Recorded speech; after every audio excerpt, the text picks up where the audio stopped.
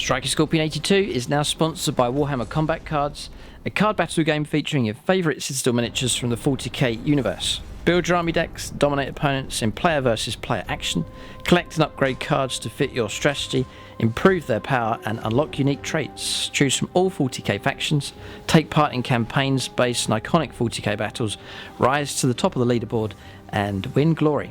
Free to download and play, link is in the video description below or on the channel homepage, and by using the unique link it helps support the channel. Thanks and enjoy the game.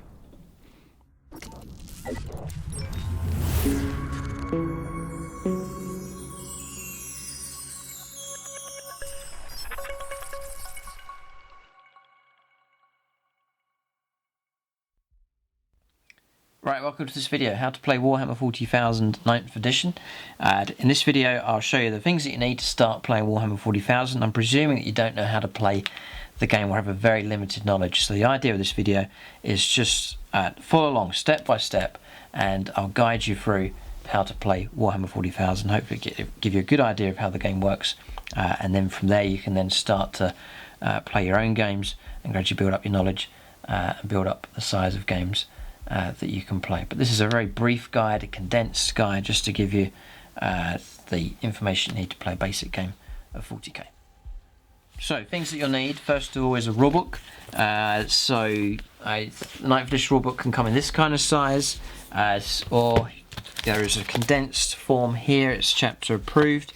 I'm going to use here Grand Tournament 2020, and inside there is your missions that you can play.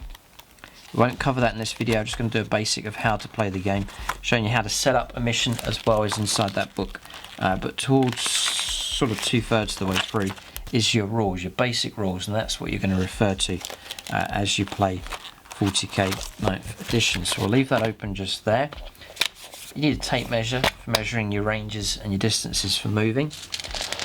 You'll need dice, and you need a good few of them. Sometimes you roll lots of dice for shooting if it's a large unit or in close combat. And then whichever factions you're going to use, sometimes if you've bought a box set, say the Indomitus box set for example, it'll have the rules already in there for the different units and factions. But otherwise, if you're going to start collecting a faction, you'll need codexes, and that's got all of your information. So we're going to use orcs here in this run through, and in there we'll give you the stats and details and rules for each of the different units that you have when you collect orcs. They'll go against the Blood Angels here in this game, one of the Imperial armies. So inside there, again, has all of your stats for the different units that you'll refer to for your rules as you play. Then, I'll just mention them, you get data cards here. These are semi out of date now, so keep a lookout in the future as Games Workshop re-release these. But inside there is your stratagems. That's cards that you can play to help units out and give you extra abilities, and you spend points on that during the game. We won't cover that in this video, we'll keep it nice and basic. But if I do sort of a longer video, more in-depth video about how to play 40k, then we'll talk more about that. Blood Angels have a set, orcs, each of the factions have a set of their own data cards. You may also want some markers for wounds, so I have some old skull markers here so you can keep track of individual models take wounds. You can track them that way, or you can use like red blobs, or you can use for models with larger wounds characteristics, you can use things like a D10 and count down from 10 all the way down to 0, or you can just simply use a dice. Anything that's practical and you can use just to mark wounds. So the units that we'll use, they're roughly comparable, roughly. Unit of 5, Blood Angels, Primaris Intercessors here, painted up in their red colour scheme. And then we're going to put those against some orcs.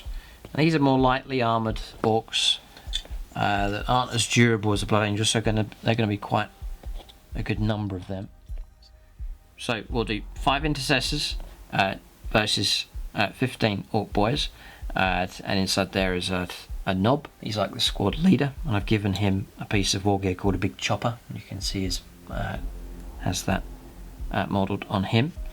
And then their war gear here is Sluggers and Choppers. We'll cover what each of these things does. And then the Intercessors here, they're all equipped with bolt rifles.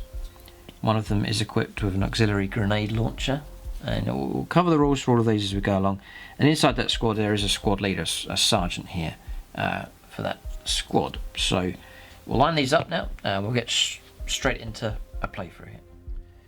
So I've set these up 15 inches apart in what's called units. So you've got individual models and they form units. They cluster together and they operate together throughout the game. So you've got a unit of Orc Boys and then a unit of Primaris Intercessors. You have to keep them near each other, and the distance is 2 inches. You can't go further apart than that, so you can't have a situation like this. You've got to keep in what's called unit coherency. You've got to keep the unit together. And then one other rule to remember is that whilst the unit has 6 or more models, so it doesn't apply to these guys, as long as you stay within 2 inches of each other, then that's fine.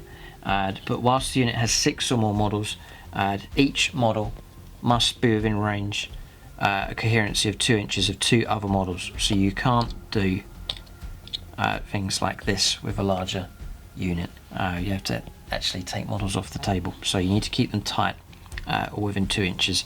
And then larger units like this, make sure that each individual model is within 2 inches of another 2 models. And that's what's called unit coherency. So remember that throughout the game, always maintain unit coherency for all your different units.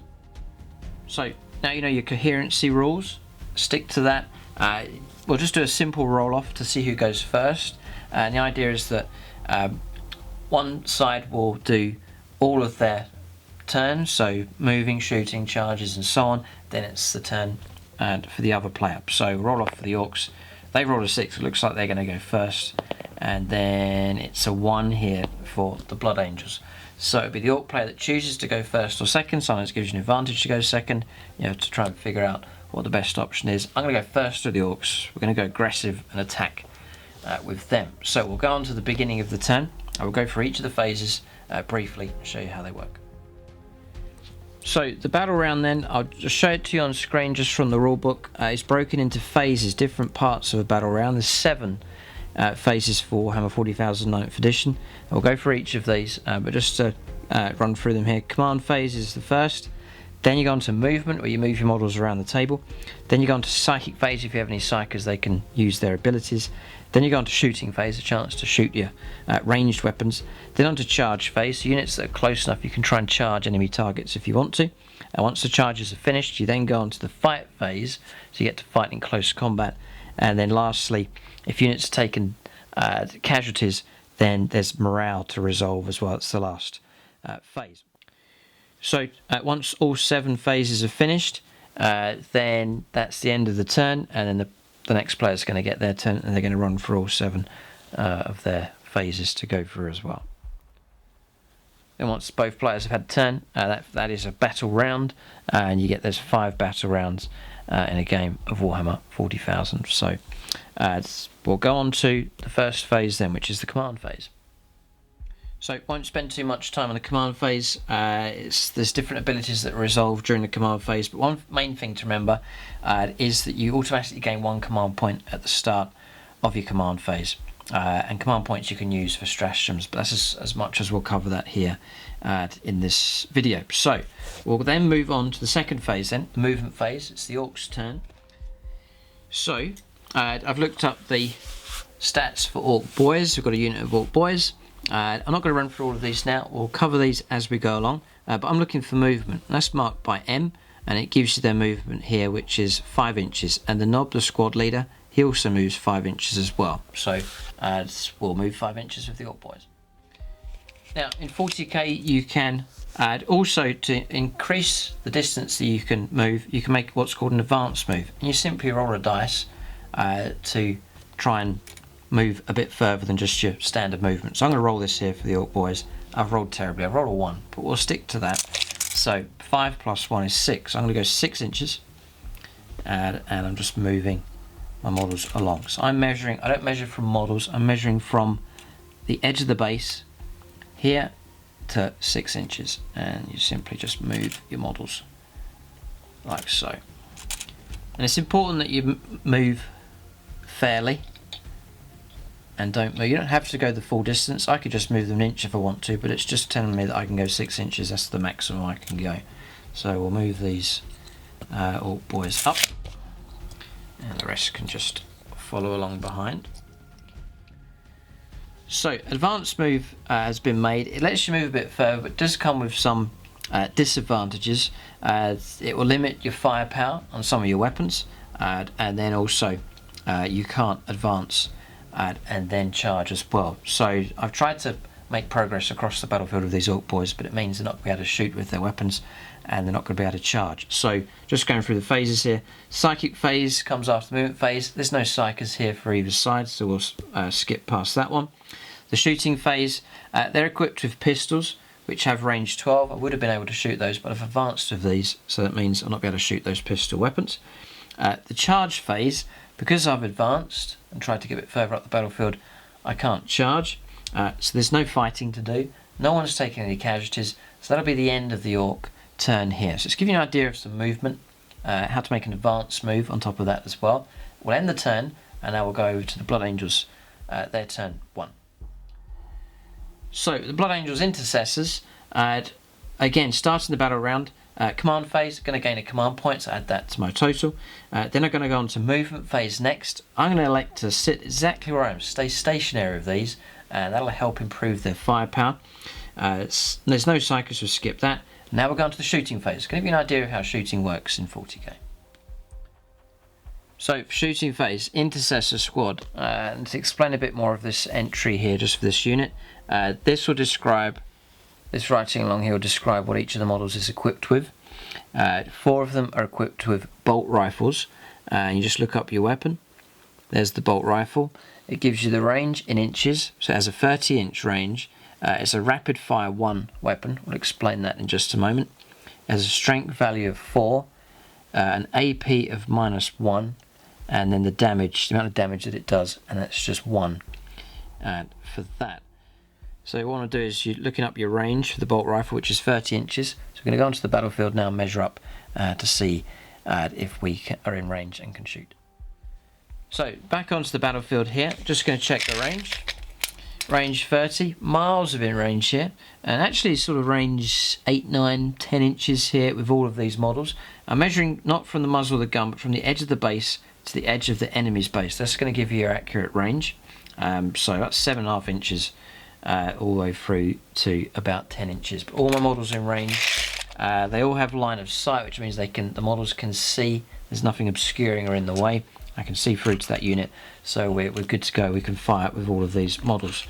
So I have 4 of them equipped with bolt rifles, and as you saw from the stat line, it's rapid fire 1, so you're going to get 1 shot for each model, represented by 1 dice each.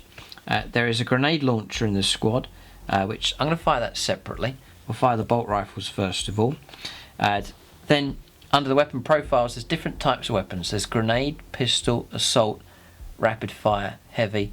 Each of those has advantages and disadvantages. But for the sake of this short demo here, rapid fire 1 is the rules for the bolt rifle. With a rapid fire weapon, you double the number of attacks if the target is within half range. So 30-inch range, half that is 15 inches.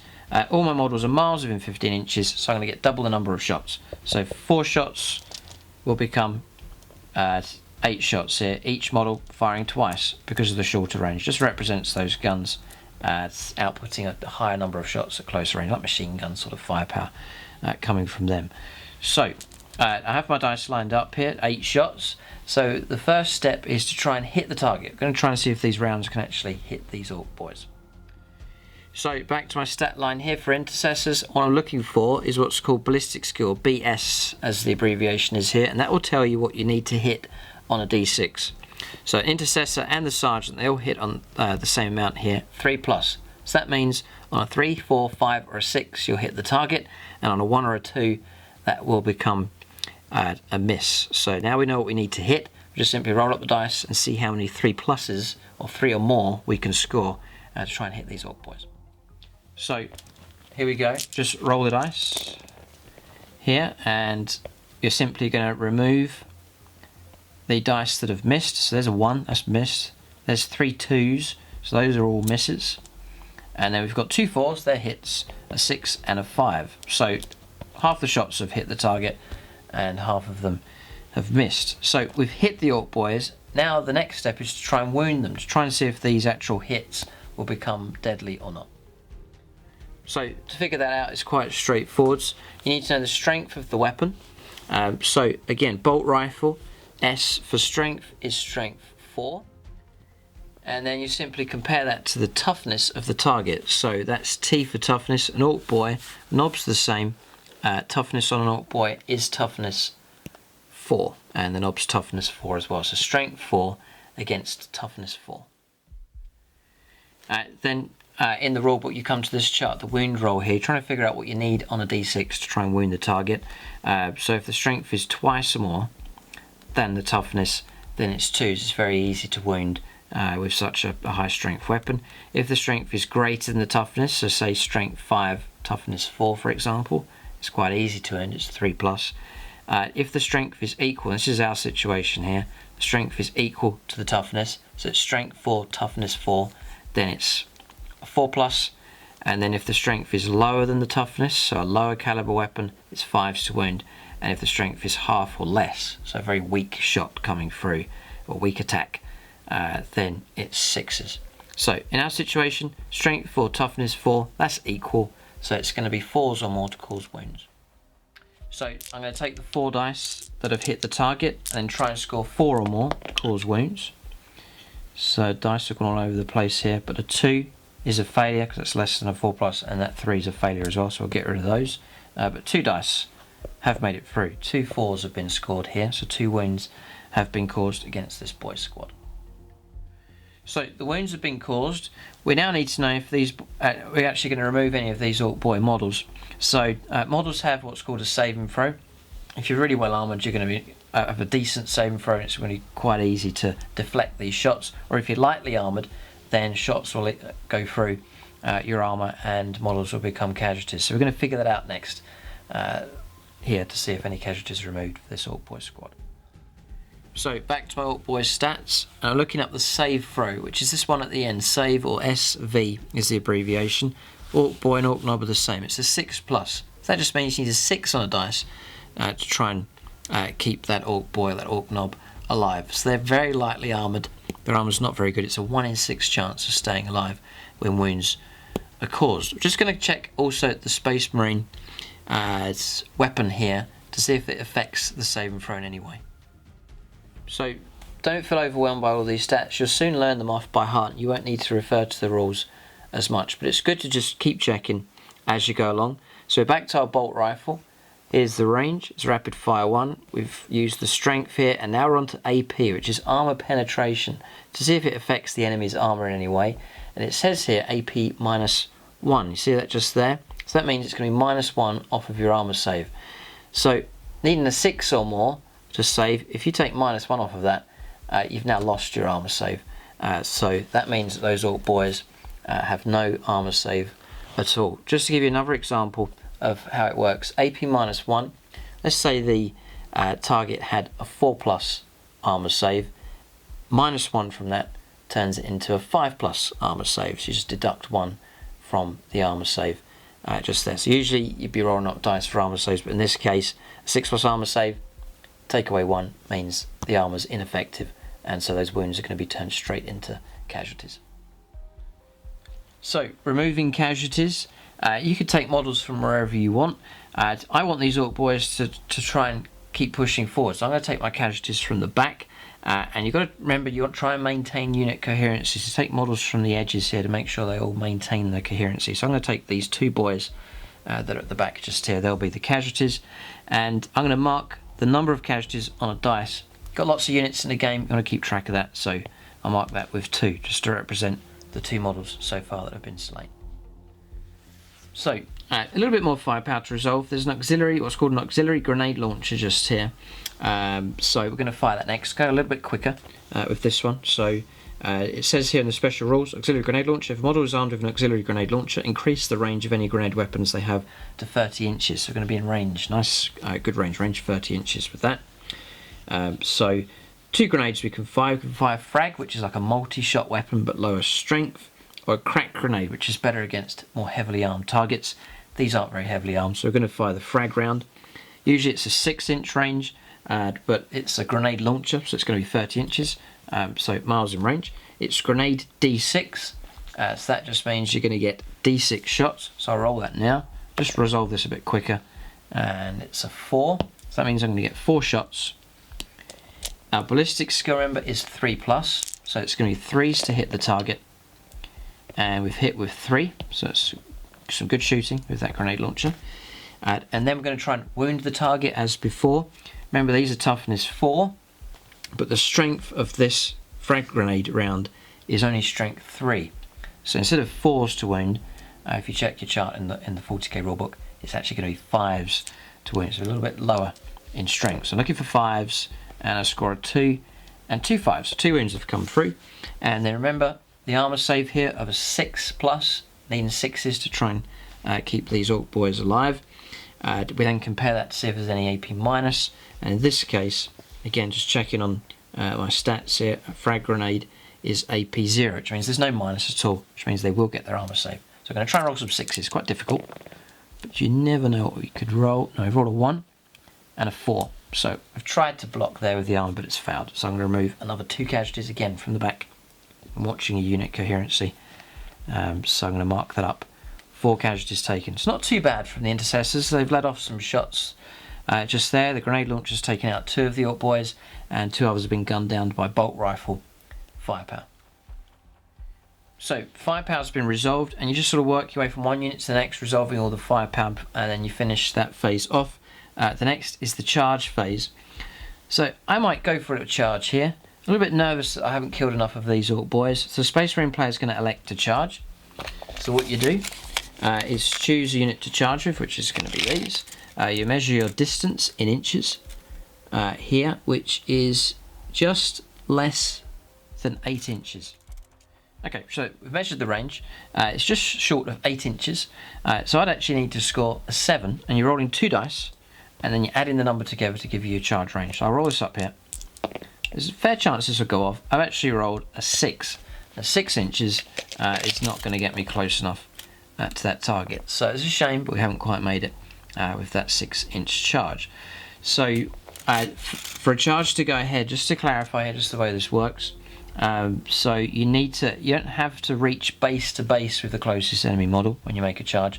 You need to get within what's called engagement range, which is within an inch of the base of an enemy model. So it was just short of 8 inches. A 7 would have done it. It would have got me just within an inch of enemy models, and that's what's called engagement range. But I've rolled a 6 and it's failed. So that phase finishes now. The charge has failed. We've gone to morale. There's a little bit of morale to figure out here for these orc boys. So the way the morale test works, so you need to look up the leadership for models in your unit. So I'm back onto the stat line here, orc boys, and I have orc boys leadership of 6. That's LD. It's just next to SV, save and throw. It's leadership 6, but we'll use the leadership from the boss Knob, who's in the unit. The squad leader, his leadership's a bit better. So leadership 7. So remember that value, leadership 7. And to make a morale test, you simply roll 1 dice, and you add the number of casualties to that score. So I'll go ahead and roll the dice. And I've rolled a 5, which isn't good. Low is better, but I've rolled a 5. And then add the number of casualties. So you can imagine a large number of casualties is going to cause you trouble. But there's 4 casualties here, so 5 and 4 gives us 9. So I've got a total of 9. If the morale test exceeds the unit's, or it's greater than the unit's leadership value, which is 7 in this case, then the morale test has been failed, and some models are going to potentially run away here. So I've failed that leadership. I needed to get 7 or less in total, but I've actually scored a 9. 5 and 4 is 9. So leadership's been failed. So the result of that is 1 model flees, so I have to remove the model. And then the rest of the unit has to take combat attrition tests. So you roll 1d6 for each remaining model. So 1, 2, 3, 4, 5, 6, 7, 8, 9, 10. So I'm going to need 10 dice. This isn't good here for the orc boys. They don't like being shot at here by these Space Marines, and there's a chance of them taking more casualties. Now, any rolls of a 1 here, there's going to be more models fleeing from the battlefield. If your unit finds itself below half strength, then it's rolls of 1 and 2, so even more devastating. But they're still at quite a healthy strength, so it's any 1s being rolled or be more models slain. And I've managed to roll no 1s at all, so no further models will flee from that unit. So morale phase is now finished. Orc boys, they just 1 model's ran away, but the rest have remained, so they're still eager for the fight. That turn is now finished for the Blood Angels, so then we'll now go on to the second turn for the Orc boys. We'll see what they do. So hopefully this is giving you a good idea of how the game works. This is how James and I played when we first got into 40k. We set up 1 unit each on a table at home, and then we just worked our way through the rules, and that's how we got back into 40k after a long time away. So, don't feel ashamed of doing this. It does take a while to get a grasp of the way the rules work. Good ways is to get into the game is to watch someone else playing, just observe. And if they're nice enough, they'll explain what's going on to you. Another great way to play is just to join in and just take control of a unit if someone will let you join in with the game. And then even at your gaming store, at Games Workshop stores, at hobby stores, often they'll have tables where someone can show you how to play as well. The battle reports here on the channel give you an idea of how the game works also. But sticking at the basics here, so I'm going to speed this up a little bit just to move on to combat here. We're trying to reach combat to show you how that works in this video as well. So first phase, command phase. Remember, you reap a command point to use for stratagems. Then we're on to movement phase next. So this time, I don't want to advance these Orc boys. I want them to charge, and I reckon I'm close enough for a good charge. So 5-inch move.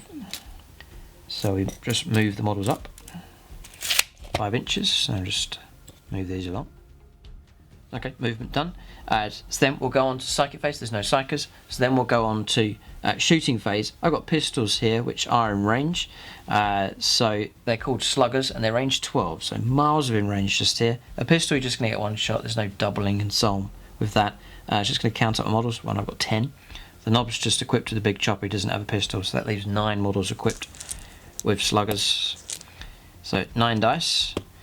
I know the ballistic skill for Orc boys, it's 5+. They're not that great at shooting. So 5s and 6s will be hits against these Marines. So just speeding things up a little bit for you. So I'm going to take away all the shots that have missed. Orcs have a special rule called Daka Daka Daka, which means any 6s being rolled, literal 6s on the dice, pops an extra shot. So here's my extra shot for that 1 6 that was scored, and that's missed, so we'll get rid of that one. 4 hits have been scored. I'm now going to try and wound, and just keeping this rolling here. Strength 4 for a slugger, toughness 4 on the Marines. That's equal. That means it's going to be 4+ for wounds. So looking for 4s, and I've rolled none. Terrible. So the slugger shots have failed to wound. Just bounce off the armour of the Marines. We'll see if close combat will be more effective. Alright, so shooting resolve, we're going to go on to charges now. So I'm going to attempt to charge just here. So it's going to be 2d6 here for the Orc boys charging in. There is a stratagem called Overwatch. We're not going to use it because it's stratagem. We'll keep it out of this video, but it lets you shoot at the target before it charges in. You can use it once in the charge phase, but we'll not go through that now. So I've rolled a 5. Orcs have a special rule that lets them reroll any of the dice when they charge. I've made it in, but I'll reroll this one, see if I can improve that. So I scored 8. So similar to the movement phase, you're just moving in, making sure you get your models around these intercessors here. Just I tuck all my models in nice and tight to make sure as many of them attack as possible. So here they go, they've slammed into the intercessors just here. We'll see if we can cause trouble for them. Okay, so charging models have moved in. They've reached the target. So you then take it in turns fighting of each of units. The rule is that charging units fight first. So these Orc boys are going to fight before the Marines. Chance them to cause casualties before the Marines get to fight back. So the first step is what's called a pile-in move. So the charge move has been completed, but now comes a pile-in, which means you get to move each model in that unit a further 3 inches as long as it's closer towards the nearest enemy model. So I want to make sure that all my boys get to fight. If they're strung out further back, if I give you an example here, you have models that are strung out like this, some of them aren't going to get to fight in close combat. So the pile-in move just lets you move a little bit further up to get as many models in range to fight as possible. The range that you're looking to fight is here. It's which models fight. A model can fight if it's within engagement range of an enemy unit, so within an inch. So the base of the Orc Boy within an inch of the base of one of the Marines, he can fight. And also the other ranks at the back could fight if they're close enough as well. A model can fight if it's within half an inch of another model of their own unit that is within half an inch of an enemy unit. So for example, an Orc Boy here is within half an inch of this Marine, and then the knob at the back is within half an inch of that friendly model, and so he gets to fight as well. So just read that through carefully and figure out how many models can fight. But the idea is you're trying to push as many models in as possible to try and get as many of those models to fight. So the way this has worked out, there's plenty of room here, and the boys are stacked up nicely. They're all going to get to fight after the piling move has been made, so that's a good situation to be in. So what I'm looking for, back onto your stats, I'll not zoom in here, I'll just point this out. Weapon skill, you're looking for what you need to actually hit the target. In this case for Orc Boys and the Orc Knob, it's a 3+, so 3 or more, you'll be hitting the target on a d6. Then you also want to check how many attacks you get. And it says here 2 attacks for Orc Boys, so it's going to be 2 attacks each. 1, 2, 3, 4, 5, 6, 7, 8, 9 Orc Boys. So 9 attacks, but 2 attacks each, is actually going to be 18 attacks. So there's one lot of 9. And this dice has rolled off. There we go. So we've got 18 attacks lined up. Then you want to check the actual weapon you're equipped with to see if there's any special rules and what it can do in close combat. Orc Boys are equipped with choppers, so it's a melee weapon. The strength that you fight at is the strength of the user. So whatever the actual model's strength is, in this case it's 4, so it's strength 4. AP, is there any minus on the enemy's AP? No, it's AP 0, so it's not going to affect the armor save. And the damage is damage 1. But there's a special rule here that says each time the bearer fights, he can make an additional attack with this weapon. So we're going to get an extra 9 attacks now, an extra attack for each of those 9 models. So we'll add those into the pile as well.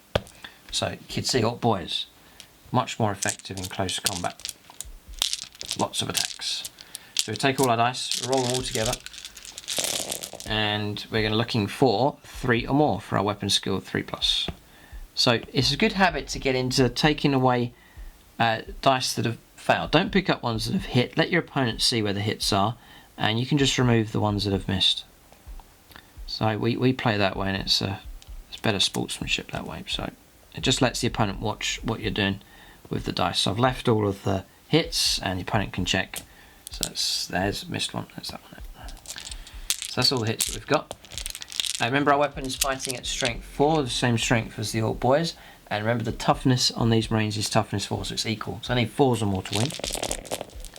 So just keep that in. So those are failed. That's a 2, a 2, a 3 is a failure, and the rest are wounded.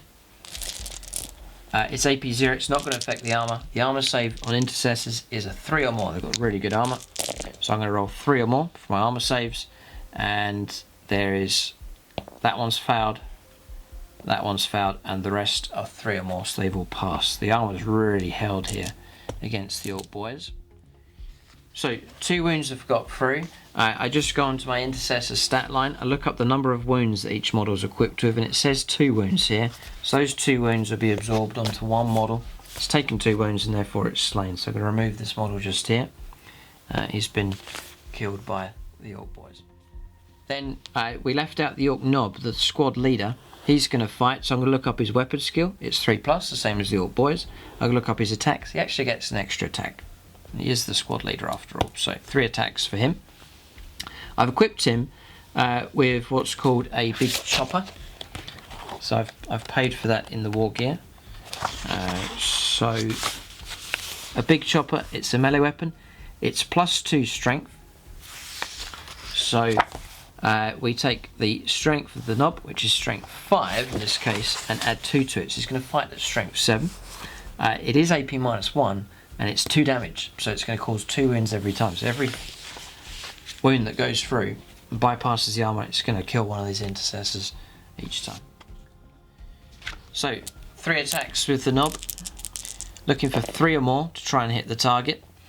So 2 have actually failed, it's not rolled very well at all, but 1 has managed to hit the Marines here. So back onto our chart here for wounding.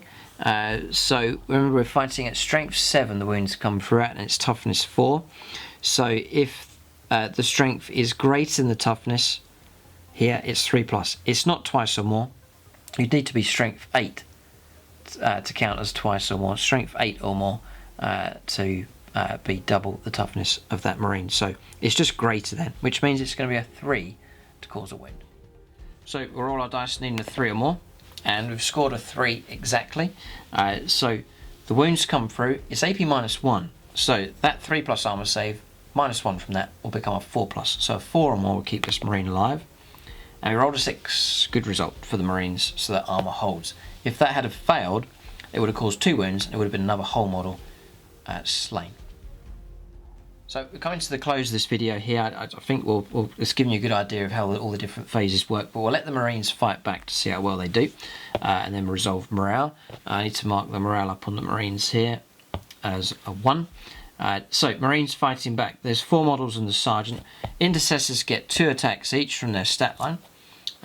So I'll just show you just here. So Intercessor gets 2 attacks. Sergeant gets 3. There's 3 regular Intercessors left, each with 2 attacks. And there's a rule that says that Space Marines, when they're charged, or if they make a charge or perform a heroic intervention, they get an extra attack as well. So it's another attack each on top of that. The stat line for the Sergeant, the weapons that he's carrying is the same, so we're going to lump in the Sergeant's attacks as well. So he gets 3 attacks, and was charged as well, so bonus attack just there. There's only 4 Marines, but they actually get lots of attacks. So I'm going to roll up here needing 3s. Their weapon skill is 3+ as well. There's lots of 1s been rolled, not very good, so we'll take away the misses. I know their strength, it's strength 4, and the toughness of the Orcs is toughness 4, so it's going to be 4s to cause wounds. So looking for 4s, roll quite well. 1 of them's failed, 3 have made it through. There's no minus, they're armed with daggers or combat knives. There's no minus to the armour, so the Orcs are going to get that 6+ armour save. No 6 has been rolled, so 3 wounds caused. Orc boys just have 1 wound each, so it's going to be 3 casualties. 1, 2, and 3 removed from play. So just removing the casualties here. There's one part of the combat phase that I didn't finish covering. So after you made all your attacks, you select your weapons, casualties removed, and so on. Right at the very end, once that unit's finished its attacks and all's been resolved, you do what's called a consolidation move. So it's a further 3 inches if you wish, but they must end their move closer to the nearest enemy model, so you can push in further. The Orc boys never needed to do that, and neither did the Intercessors. Everyone's close enough to fight anyway. But again, if you find yourself strung out, you want to push more models in, or if you've wiped out the target and you're still allowed to make a consolidation move, we're able to move 3 inches as long as it's towards the closest enemy targets. Just bear that in mind. Just work your way through the different phases here. Take your time, and you'll be able to figure out the details of how it works. But hopefully this video has given you a good idea of how the fight phase works. So what's left here at the end of the turn is morale. Both sides are taking casualties. So for the Orc boys, you roll a dice and add the number of casualties. So I've rolled a 4, plus 3 is 7. If you remember, the leadership is 7. I've equalled it, which means I've passed. There's no worries for morale for those Orc boys. And then finally, 1 casualty here for the Marines. Their leadership is 8. I rolled a dice. I rolled a 5, plus 1 is 6. So morale's fine. I've rolled less than 8, so morale is no issue at all. In fact, you wouldn't even need to roll, because even if you roll a 6, add 1 is going to be 7, it's still going to be under the leadership, so it's going to be no problem. So morale is not going to be an issue. So I'll leave it to the imagination what happens here, whether the Marines will win in that fight, or whether the Orc boys would prevail. We'll leave it to your imagination. But I hope this video has been a help. Just give you an idea of the way the different phases works, the way the whole turn works, movement, shooting, charges, morale, and so on. But just line up units and practice, and you'll soon get an idea of how it works, and you'll soon learn your stats. You won't need to keep referring to the codex. You'll learn your weapons off by heart and the abilities and how far they can move. You just pick it up. The more you do it, the more you'll learn, the more you'll memorize, and the better the flow will be for your games.